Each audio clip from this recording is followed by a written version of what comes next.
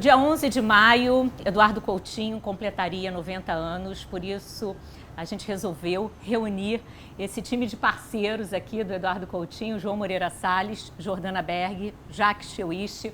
Todo mundo aqui sabe que o Coutinho odiava homenagem, odiava ser chamado de mestre, enfim, mas mesmo assim eu acho que é fundamental a gente relembrar sempre, né, a história no cinema brasileiro do Coutinho, cinema mundial também, ele como, de fato, uma referência para tanta gente, importante também para a história do Brasil. Então, sendo assim, eu queria que cada um de vocês lembrasse, assim, de pronto, né, a primeira memória que vem do Coutinho na cabeça de vocês. Eu comecei a trabalhar com o Coutinho antes do Santo Forte, nos institucionais que ele fazia para o CECIP. E uma das memórias mais fortes que eu tenho dessa época, do meu primeiro encontro com ele, foi um institucional que ele estava fazendo para uma ONG sobre meninas que sofreram abuso. E tinha uma cena de uma cama da menina com umas bonequinhas. E tinha um monte de bonequinha na cabeceira e um monte de bonequinha no pé. E o cameraman arrumou as bonequinhas para ficar mais assim harmônico, né? Então ele tinha feito aquele plano, uma panorâmica das bonequinhas com a parede vazia e chegando na outra bonequinha. E depois ele se arrependeu, né? Falou, não, vai ficar mais bonito. E arrumou e filmou um segundo plano. E eu, na montagem, claro que eu escolhi o plano harmônico, né? E aí o Coutinho entrou e ficou revoltado, tipo, não, esse não é o plano é esse plano que começa com boneco, vai no vazio da parede, é esse que eu quero. E isso foi a minha primeiro encontro com a mente do Eduardo Coutinho, que me fez entender, assim, eu tive que mudar a minha maneira de entender o cinema, entender a filmagem, os planos, a montagem, a partir dessa pequena faísca. Essa é a minha primeira lembrança dele. Foi um filme que, na verdade, não existe. É um filme que ele não montou, é um filme que era do CECIP e ele era contratado para fazer sobre igreja presbiteriana. É um filme que ninguém sabe se existe ou não. E fomos filmar um jogo de futebol em Acari, na favela. E naquela época eu fazia muito clipe e gostava de um efeito que chamava shooter negativo. Era um obturador que dava um rastro. E a gente adorava fazer isso dos clipes lá da TV Zero e tal, éramos fãs do tal. E tinha uma câmera que fazia isso, que era uma Canon, na época. E aí o futebol, eu falei, vou fazer com esse rastro maravilhoso. E o Coutinho, quando viu, falou, o que é isso? Eu não vejo a bola, não vejo ninguém. Destruiu o plano. Eu não vejo nada, o que é isto? O que você está fazendo? Aí eu e a assistente, a gente ficou muito triste, né? Porque estávamos achando maravilhoso aquele negócio. E aí tivemos que repetir tudo de novo com a câmera aberta e tal, aquela coisa do futebol. E aí, a partir daí eu falei, olha, acho que o Coutinho nunca mais vai me chamar, porque é um louco que fica fazendo rastros. Por incrível que pareça, ele me chamou para os próximos 8 filmes. Eu acho que essa coisa do erro talvez tenha mexido alguma coisa na cabeça dele. Mas é a memória das conversas que eu tive com o Coutinho ao longo de todo o tempo que eu conheci. Tinha uma coisa que acontecia em toda a conversa com o Coutinho, é que em determinado momento ele dizia alguma coisa que acertava exatamente no alvo, sabe? Se tinha uma dúvida, estava meio nebuloso, e subitamente tinha uma coisa que era dita, sobre um filme, sobre um evento político, sobre um corte de documentário, sobre o que fosse. E vinha a frase que se precisava ouvir, entendeu? Vinha a flecha acertava exatamente no alvo, que é uma forma de sabedoria, não é necessariamente inteligência, embora ele fosse supremamente inteligente, mas é uma coisa além da inteligência, que é uma sabedoria. Onde está confuso, ele desbasta e você vê exatamente o que você precisava ver, sabe? é disso que eu me lembro mais e do que eu sinto mais falta.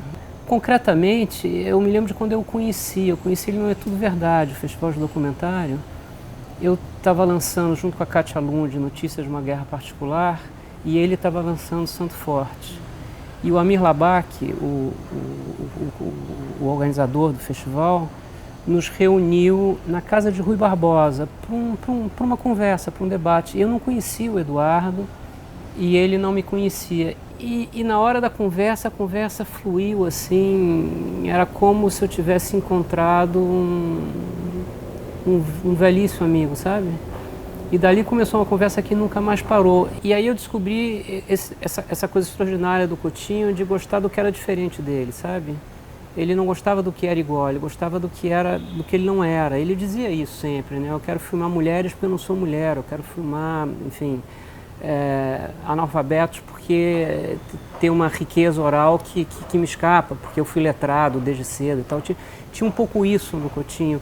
E uma coisa em relação ao Notícias de uma Guerra Particular, que é um filme sobre violência no Rio de Janeiro, tráfico, e apareciam menores. Os menores, porque são menores, o rosto deles tinha uma máscara, né? E ele achava aquilo fatal para o filme, porque é o rosto que fala, né? Não é só a voz, é o olho, né? É o corpo que fala. E ele dizia, eu entendo que tem uma questão legal aí, mas isso para mim compromete o filme, porque eu quero saber quem é que está falando, eu preciso ver o rosto de quem está falando. Isso também fazia parte do Coutinho. A gente vive numa época de hipervisibilidade, hiperescuta e, ao mesmo tempo, nenhuma visibilidade, nenhuma escuta, né? O mesmo que faz ser hipervisível e hiperescutado é o que é surdo, né? E aí eu fiquei pensando que o Coutinho, tem 10 anos que ele morreu, né? Já praticamente, ele tinha essa coisa meio profética, meio premonitória, né? De dizer assim, eu vou fazer um filme que eu vou escutar de um em um o que essa pessoa tem a dizer, mas eu vou escutar de verdade. Eu vou sentar, eu e ela, e a gente vai escutar.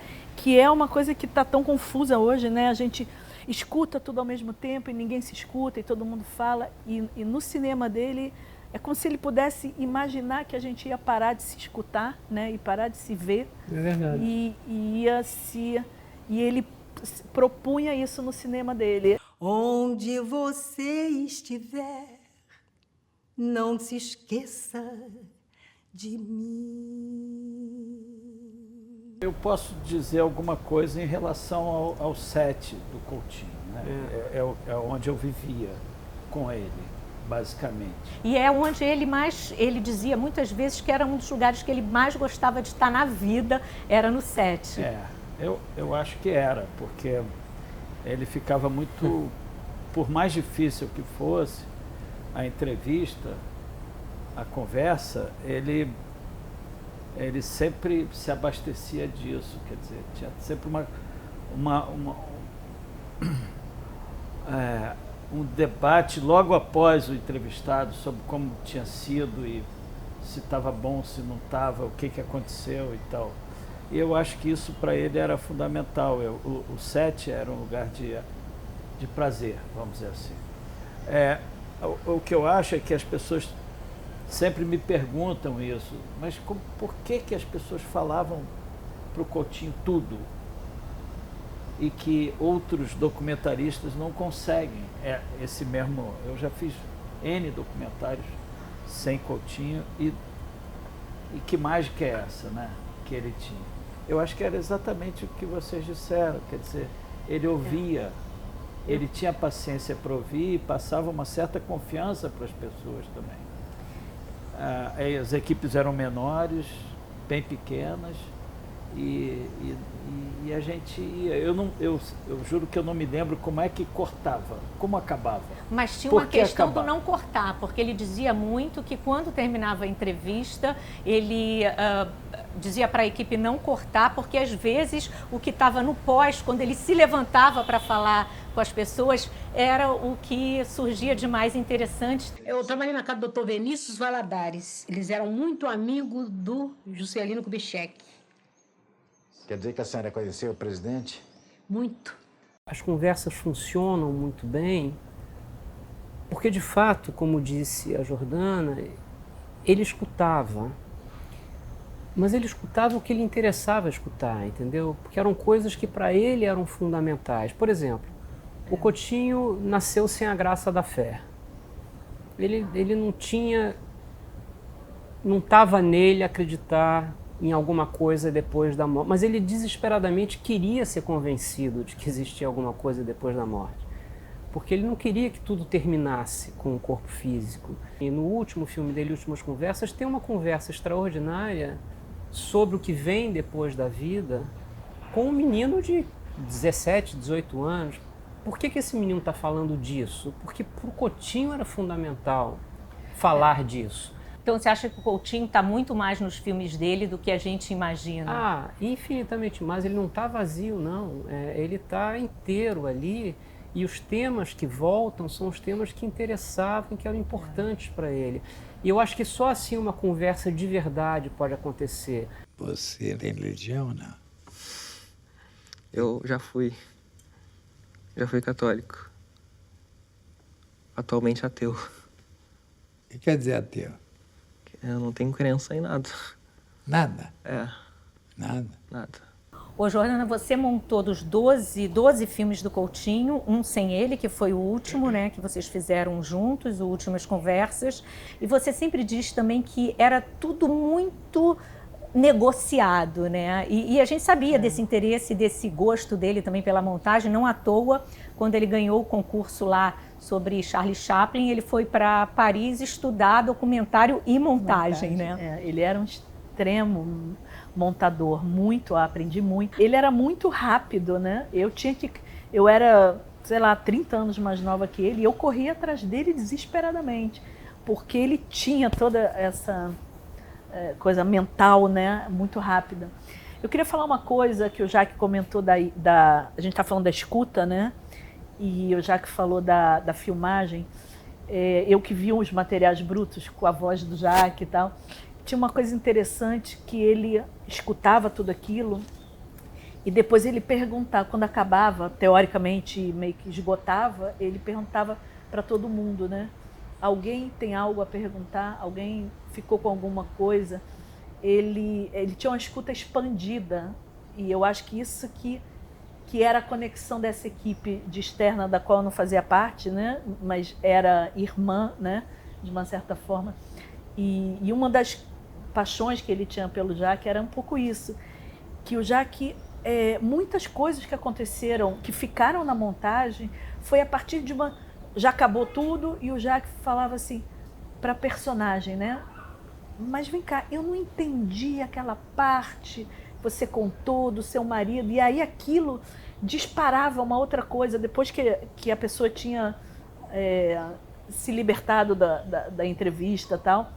Então, essa escuta expandida, né, que se expandia para nós, né, para a montagem e para a interlocução ultra privilegiada com o João, era o tamanho da escuta dele. Nas 3.500 horas, que mais ou menos eu fiz um cálculo que eu passei com ele na ilha. Não eram 5.000?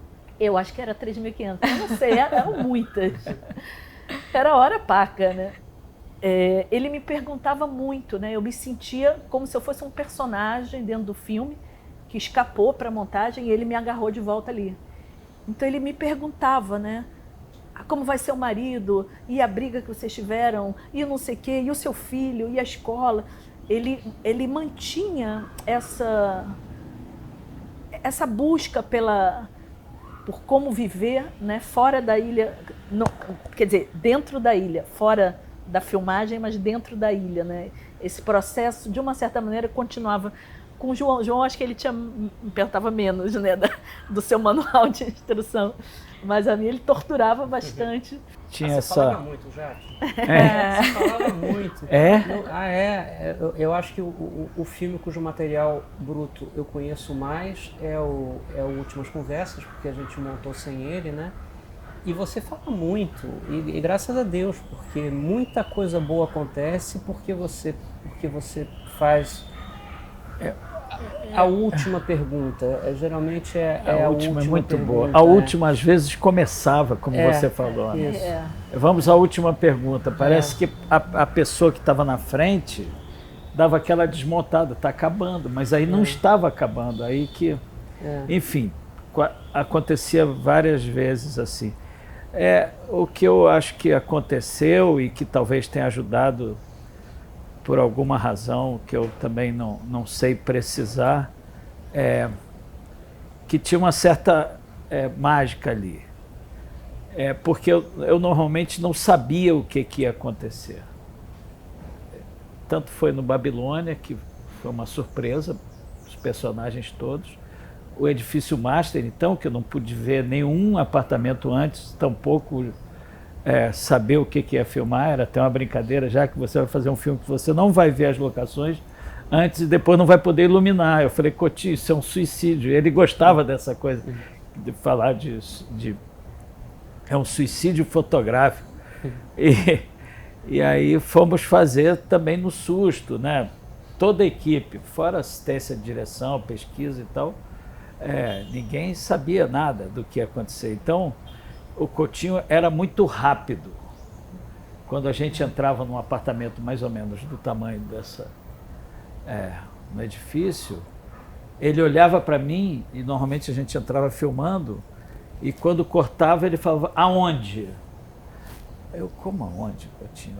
Sei lá aonde. Aí tinha a janela, não podia muito por causa do som. E aí eu inventava imediatamente, é aqui. Às vezes eu acertava, às vezes não. E quando eu errava, eu virava. No edifício tem muito isso, eu passar por trás dele e empurrar o cara para uma luz melhor.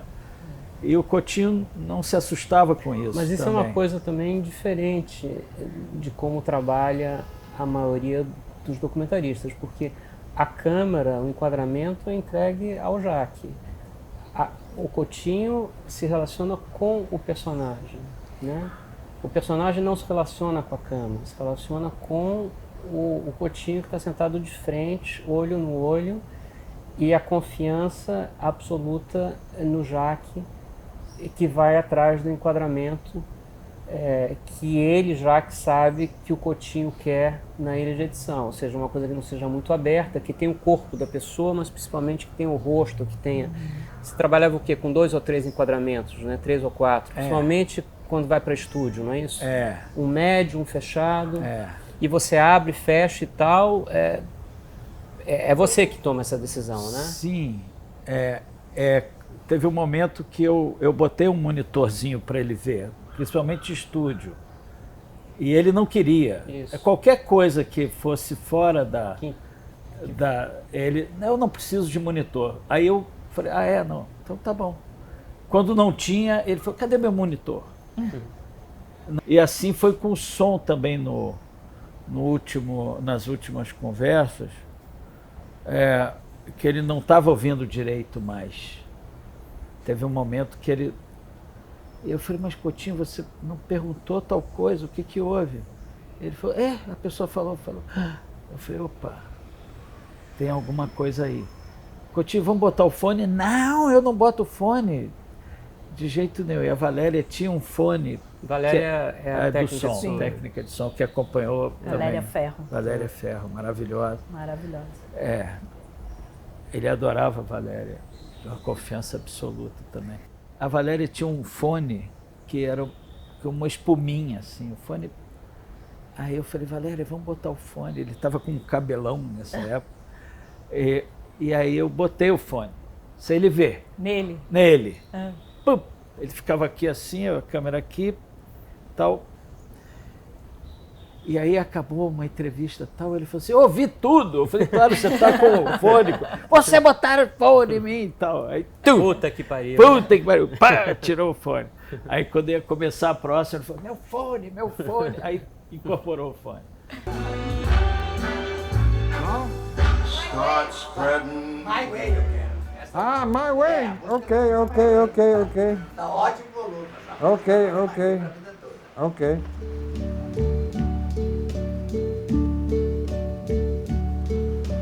And now the end is near. Ele tinha essa coisa de na hora, né? Como o final do edifício Master, que eu não falei para ele que eu tinha filmado aquelas janelas. Você estava na ilha, não sei como é que vocês descobriram aquela cena das janelinhas. E ele ficou muito, só para encerrar essa partezinha aqui, ele me ligou me xingando, falou, você filmou o final e não me contou. Eu falei, não te contei porque se eu falasse que ia filmar, você ia falar que não precisava. Né? Então eu filmei, era para acabar a fita, filmei umas janelinhas, uma coisa bem simples assim, como se fosse o Edifício Master, só que visto do Edifício Master. Mas ele ficou muito brabo, mas feliz ao mesmo tempo, né? De eu não ter contado antes. Isso é uma característica muito clara do Coutinho, eu não sei a que vocês atribuem, que era esse ser rabugento, né? Porque ele criou um personagem dele mesmo, né? Vocês que viveram intimamente também outras esferas da vida do Coutinho, não só a profissional, acham, concordam? Bom, eu tinha...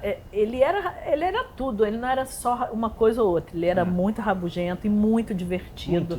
E muito irônico e muito politicamente incorreto. A Ilha, se alguém tivesse gravado a minha vivência com ele nas edições, a gente estaria os dois presos, com certeza. Ele, inclusive, incomunicável na Sibéria. Ele falaria isso também. Ele gostava de falar isso. Eu tinha uma tática, todo dia que eu chegava, ele estava mal-humorado, mas era o teatro dele que durava. Então eu tinha várias técnicas para começar o meu dia. Então eu entrava, oi Coutinho, tudo bem? Ele, aí às vezes eu falava assim, não me venha dizer que está tudo mal, minha vida está muito pior que a sua. Aí ele ficava bom, rápido. Ou então eu entrava na porta falando uma notícia, um estardalhaço. Você viu, Coutinho, que o médico foi preso por assédio e sei lá o quê? Aí ele, é mesmo? Aí ele esquecia de ficar mal-humorado. Mas ele era mais para divertido do que para mal-humorado. Eu acho que para a Jordana era mais difícil, porque ela estava sozinha. Como a gente estava com várias pessoas... todo mundo achava aquilo engraçado, na verdade, aquele gênero dele, jogar bolsa, jogava bolsa, né? Coutinho tem que tomar café, eu não vou tomar café. Aí vinha a pessoa da cozinha, Coutinho, fiz o teu ovo, eu não pedi ovo, tem que comer ovo. Aí ele já, né, de manhã, aquelas coisas. E ele tinha exatamente isso, ele chegava sempre, vida...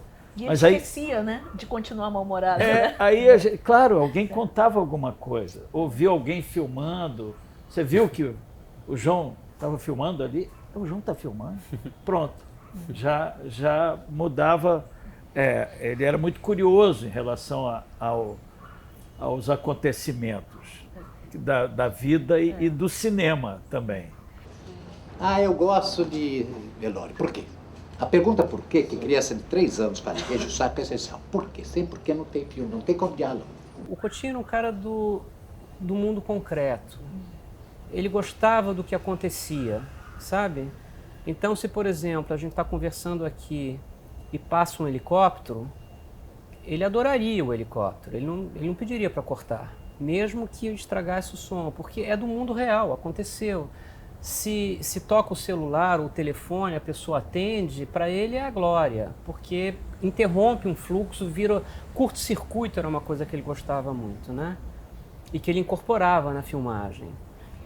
E aí tem uma coisa que eu sempre pensei, que é o seguinte, o Coutinho é um cara que inventou uma nova maneira de fazer cinema não ficcional. A gente pode até falar das características dessa invenção, mas uma das razões dessa invenção, eu acho, são as próprias limitações físicas do corpo do Coutinho, da saúde do Coutinho.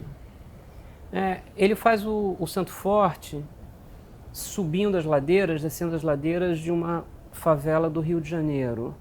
10 anos depois ele não pode mais fazer esse filme, porque ele não tem mais saúde para fazer esse filme, ele não consegue mais se locomover. Então o cinema dele vai se tornando progressivamente imóvel, no bom sentido. Ele faz disso uma invenção. É essa a razão pela qual, em determinado momento, os filmes são filmes de estúdio, em que ele não vai mais aos personagens, os personagens vêm a ele.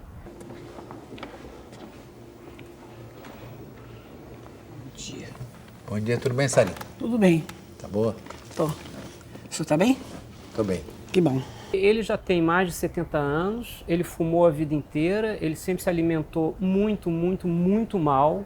A saúde dele era fragilíssima, então o cinema que ele é capaz de fazer é numa cadeira, dentro de um estúdio, com uma câmera que não se mexe mais. E ele faz disso uma força, ele inventa uma nova maneira de fazer cinema nessas condições. E nesse sentido muito Coutinho também. Porque se é esse o cinema que eu posso fazer, é esse o cinema que eu vou inventar, entende? Porque eu não consigo mais subir no Santa Marta, eu não consigo mais passar um mês e meio no sertão paraibano, onde ele quase morreu. O Fim e o Princípio é um filme feito em duas levas, partes, porque na primeira parte ele praticamente morreu. Ele teve uma infecção pulmonar, ele teve que ser retirado de lá num avião ambulância. E ficou internado no Rio de Janeiro muito tempo e aí voltou para terminar. E é o último filme de grandes deslocamentos, entende? Então nós estamos pedindo isso, um auxílio para a gente, quem sabe fazer o filme todo aqui ou uma parte do filme aqui, porque se não der para fazer o filme aqui, a gente vai para outra cidade, como Mascate, entende? Mas se a gente conseguir fazer aqui, seria maravilhoso. Nós queremos ouvir histórias, nós queremos saber de pessoas que falam da vida. Você não tem uma vida? Tem uma coisa que a gente não falou aqui, que eu acho que vai todo mundo concordar, que é a paixão dele pela música, né? Sim. Era um negócio assim, e eu acho que em todas as instâncias da filmagem, da montagem, a música movia ele, né? Roberto Carlos ele amava, né? Ele gostava particularmente do que ele chamava assim, a trilha sonora sentimental brasileira, sabe? A trilha sonora que as pessoas, o brasileiro que interessava a ele, que é o brasileiro pobre, é o brasileiro não intelectualizado, digamos assim, né? É a música com a qual esse brasileiro se apaixonou, namorou, brigou, sabe? Que descreveu a vida sentimental desse brasileiro. Por isso ele adorava Roberto Carlos, por isso ele adorava Vanderleia, por isso ele gostava muito do Tim Maia. O helicóptero que ia fazer a alegria do Coutinho. Ele ia adorar esse helicóptero. Ele falava muito, eu gosto da coisa impura, né? Da coisa suja. O helicóptero. Mas você sabe que uma vez, na época do lançamento de As Canções, eu perguntei para ele sobre a canção preferida dele e ele disse que não tem uma canção preferida. Você tem uma música que marcou sua vida? Nenhuma. Não? Mais uma coisa para provar que é a minha vida interior. Não tem. Não tenho. Jura? Tem músicas que eventualmente eu liguei por algum motivo ou outro. Uma música que marcou minha vida, mas não tenho. Se eu disser a música da minha vida, não tem. Mas era perfídia? Ele não me contou. Eu diria que era ternura. Tanto que perfídia no Canções tem 2 vezes, né? Canta-se 2 vezes. Mas eu acho que era ternura. Talvez ternura. Também, né? E a Valéria do som canta muito. Então na van ela gostava de cantar. E o Coutinho pedia para ela cantar e ele cantava com ela. Tinha esse momento música mesmo. Você sabe cantar perfídia? Eu gravei em ritmo de... Eu te dou, você vai cantar nem que será. Eu guardei em ritmo de... Não, há 20 anos que eu faço filme para conseguir uma pessoa que cante perfídia para mim, só vai cantar o ré, paparapapá, se pode tu com Deus hablar. Não canta agora, aí que tu tá gravando. Na ilha ele pedia muito para eu botar, ele chamava o mouse, que ele nem tocava, porque ele não tocava em computador, de ratinho. Ele pega o ratinho aí, bota aí no negócio da música, que era o YouTube. Aí ele pedia Tim Maia, ele pedia Roberto Carlos, Erasmo Carlos. Ele ia pedindo e a gente passava. O João produziu isso, que eu ficava na ilha recebendo para eu ouvir Tim Maia com o Coutinho. Coitada. Quantos idiotas vivem só, sem ter amor. O documentário que interessa a ele é o documentário que tem, você pode buscar em Jean Rouch, por exemplo, né? Quer dizer, o documentário em que a câmera, o fato dela estar ligada, o fato dela estar aqui olhando para a gente modifica a realidade. A gente passa a agir de forma diferente daquela que nós agiríamos se não tivesse duas câmeras olhando para a gente, entendeu? E um técnico de som. Então, tem um elemento ficcional na partida, né? Quer dizer, não existe o autêntico, não existe o verdadeiro. Existe uma verdade, mas é a verdade dessa imbricação da ficção, do teatro com o que de fato acontece, né? E é isso que interessa a ele. Ele não quer estabelecer uma fronteira entre o que é autêntico e o que é fingido. No sistema do Coutinho, no cinema que ele inventou, essa fronteira inexiste, ela é pobre, entende? O que não quer dizer que ela seja pobre em todos os contextos. Ela é fundamental para o jornalismo, por exemplo, né? Quer dizer, mas para o cinema que ele inventou, não. Nilza, me diga uma coisa, você veio de que lugar, de família, era pobre, como é que era? Bom, eu vim de Teófilo Otoni, Minas Gerais, minha família pobre, 10.000 vezes pobre, entendeu? E não à toa ele fez o Jogo de Cena, né? Ele faz o Jogo de Cena, que é um filme que basicamente diz isso, quer dizer, não existe uma hierarquia em que você pode dizer que o autêntico é superior ao encenado ou o encenado é superior ao autêntico. Depende do momento, depende da maneira como a pessoa está falando.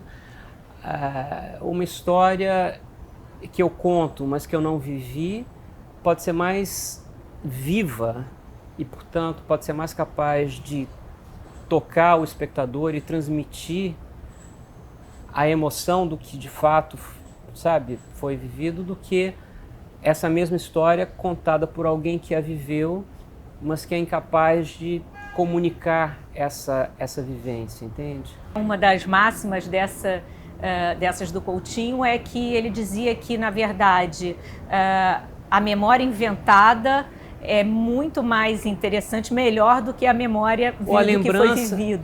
A lembrança é mais rica do que a experiência vivida. Porque a verdade é a verdade do momento para ele, ali, para nós. É o que a pessoa está dizendo. Isso. Então, a pessoa tem que acreditar. O que é melhor? Alguém que tem uma grande história ou alguém que conta bem uma história? Eu falo sempre isso. Quem sabe contar com riqueza uma vida pobre, cotidiana.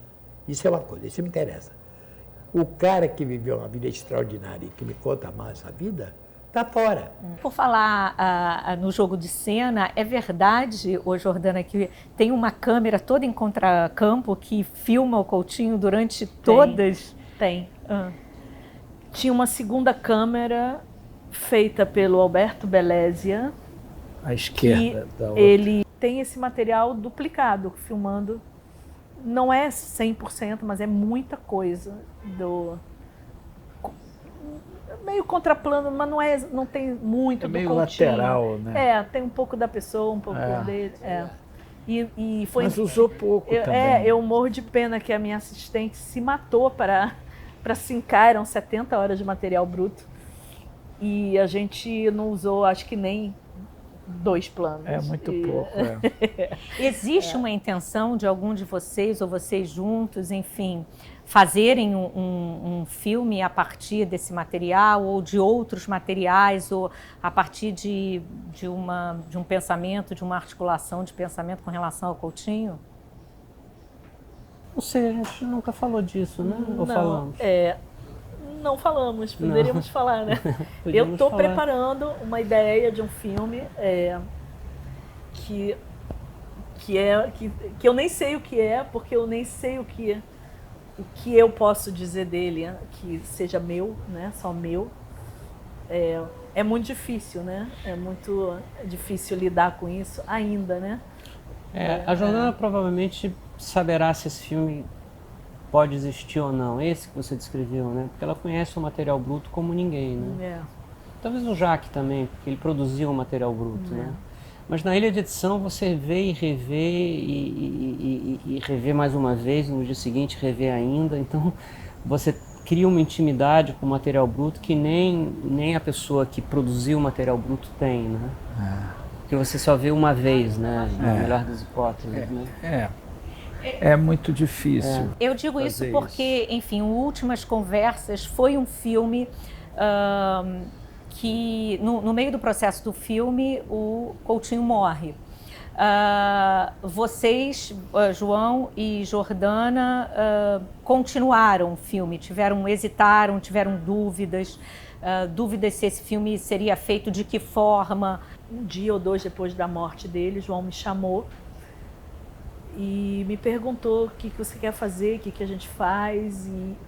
E o meu impulso na hora foi dizer, a gente precisa fazer esse filme. Esse filme não pode ser só nosso, né? Tem muita gente esperando para estar com o Coutinho. Era um ato de generosidade a gente compartilhar esse último Coutinho que ninguém teria acesso. Então, muito rapidamente ficou claro que o filme precisava ir para frente. A gente fez uma montagem, né, que a gente chama de o filme psicografado. A gente, na nossa ingenuidade, acreditou que a gente podia fazer um filme do Coutinho sem o Coutinho. Como se ele pudesse psicografar. Não, eu conheço tão bem ele, eu já fiz 1000 filmes com ele, eu também. Tinha as decoupagens, né? Tinha as anotações dele. As anotações dele na decupagem. É só a gente meio que ficar com a antena ligada que ele vai mandar a resposta. E a gente montou esse filme existiu. E quando a gente acabou, a gente se olhou e falou assim, isso é um absurdo, esse filme é nosso. A gente se deu conta que a gente precisava se apoderar dele, tornar a autoria do filme nossa, porque era a gente que estava fazendo aquilo, a gente não podia falar por ele, né?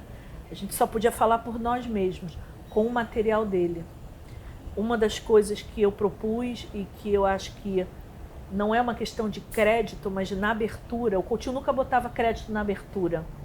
Sempre no final, o nome dele, o meu, dele, todo mundo. E eu propus que a gente escrevesse um filme dirigido por Eduardo Coutinho, montado por Jordana e terminado por João.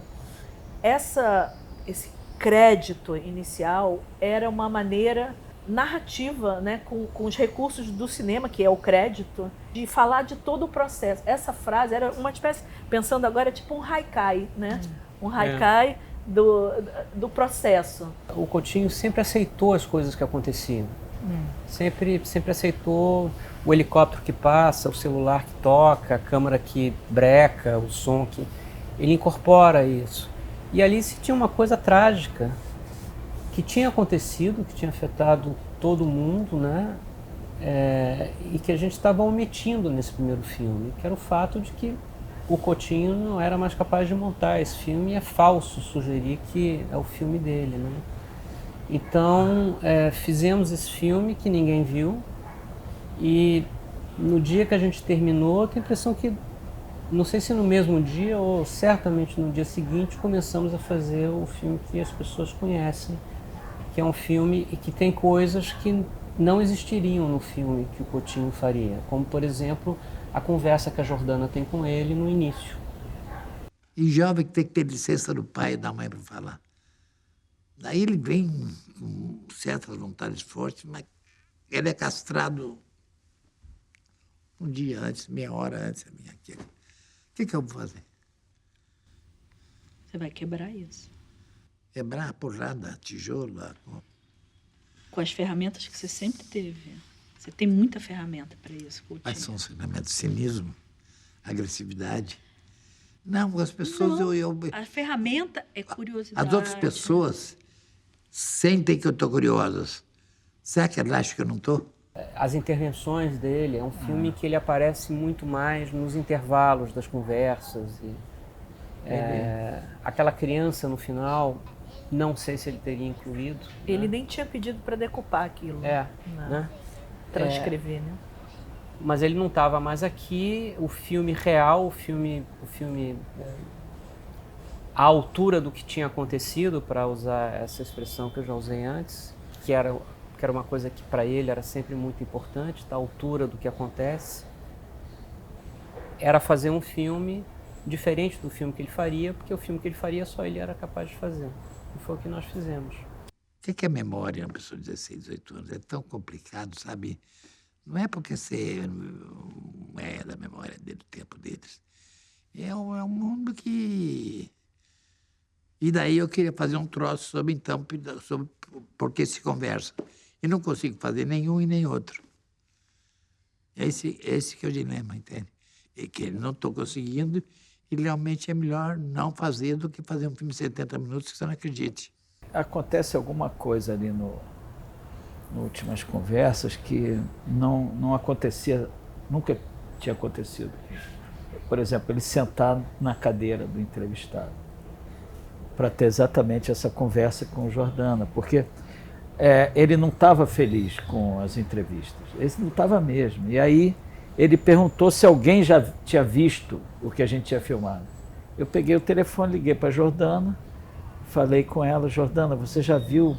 Ela falou: eu vi alguma coisa. Eu falei: vem para o set, vem para cá, o Coutinho está precisando entender que alguma coisa tá bem. E aí que eles tiveram essa conversa e a gente filmou. Mas ele sentado ali, e ele vê que eu estou filmando, tanto que ele olha para a câmera. Ele sabe que eu estou filmando. Ele não pediu para filmar. Ele normalmente sempre pedia rec, ele tinha coisa de rec câmera, rec som. Então ali foi uma coisa inédita. Eu fiz o sinal para a Valéria e a gente começou a gravar. Mas essa conversa dele ali sentada, eu acho, sentado ali na cadeira, que é a cadeira que nos acompanhou sempre, a cadeira preta, está desde não sei qual filme, mas... Jogo de Cena. Jogo de Cena. É uma cadeira que era cadeira. Quando ele fez o Moscou foi um filme muito difícil, que num certo momento ele considerou fracassado. E muita gente falava que era um filme que deu meio errado. E ele foi encontrar uma pessoa que ele confiava muito, e a pessoa falou: olha, esse filme fracassou.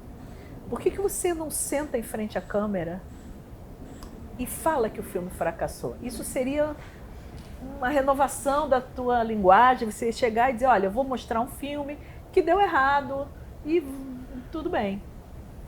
E ele ficou muito puto com isso, na verdade, mas enfim, passou. E eu tenho uma fantasia, quando a gente se encontrou nesse set do Últimas Conversas, e eu sentei na cadeira dos entrevistados e ele estava na cadeira do diretor, e num determinado momento ele falou assim: quer saber de uma coisa? Esse filme está dando errado, eu vou fazer o seguinte, eu vou sentar nessa cadeira e vou mandar os personagens sentarem na minha e eles vão me entrevistar. E esse vai ser o filme que eu vou fazer. Isso está nesse material, na minha conversa com ele. Aí eu falei: Coutinho, vamos fazer isso agora, vamos trocar de lugar. Aí a equipe toda: vamos, troca.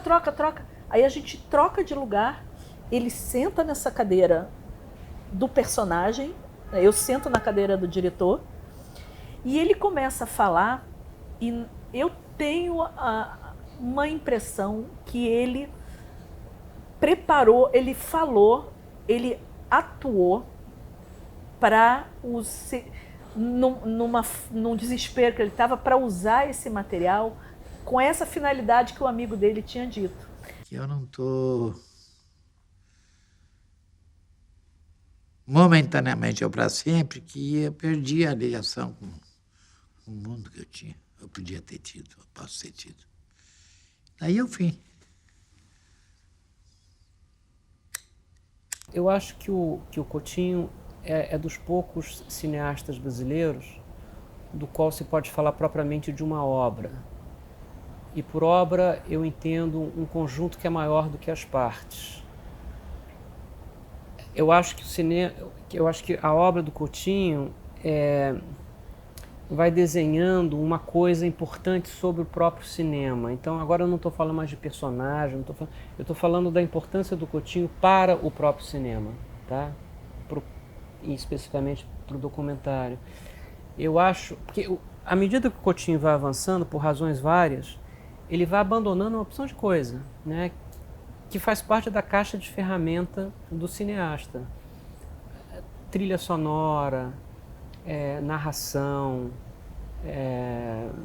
argumento, até direção. Quando em Moscou ele entrega a direção da cena para o Henrique Dias. Movimento de câmera. E você imagina um cinema que termina com a câmera basicamente parada num só lugar, como enfim, com uma bandeira, e dali ela não sai.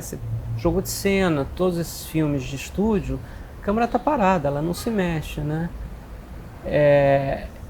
Então, ele inventa esse cinema abandonando as ferramentas que ele tinha, e cada vez ele se testa.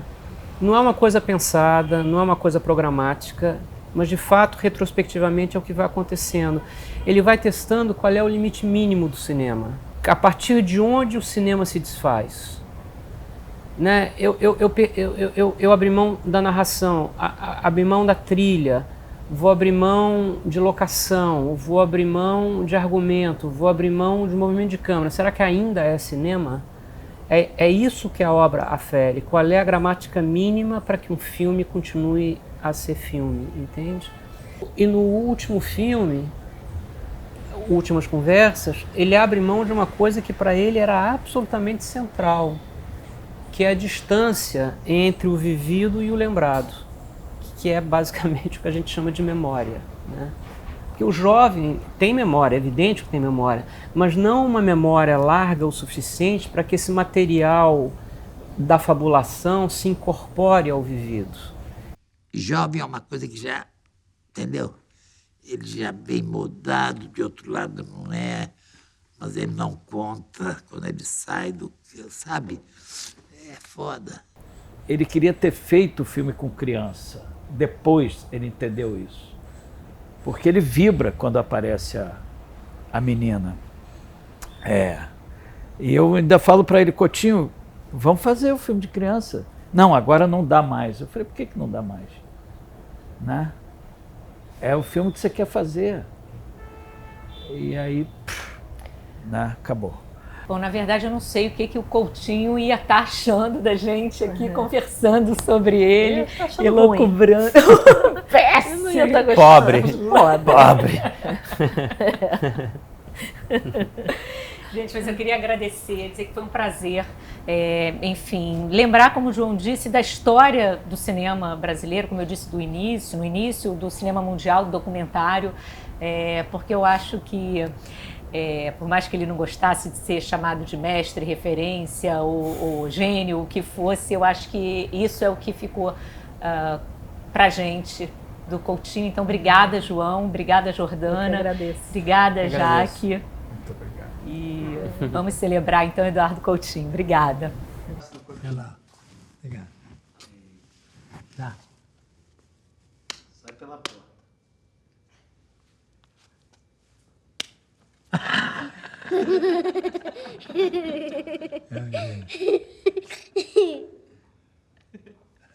Agora eu tenho que dar o tapa em você.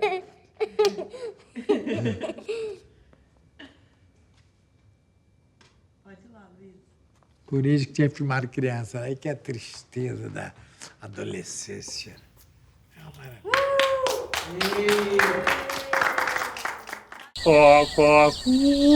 Que você tá fazendo? Nada. O que você tá falando? Isso é o cococu. O que é cococu? Comente com uma partida curta. Quer fazer comigo? Tá bom. Cococu, cococu, cococu. E a gente fica repetindo isso pra sempre.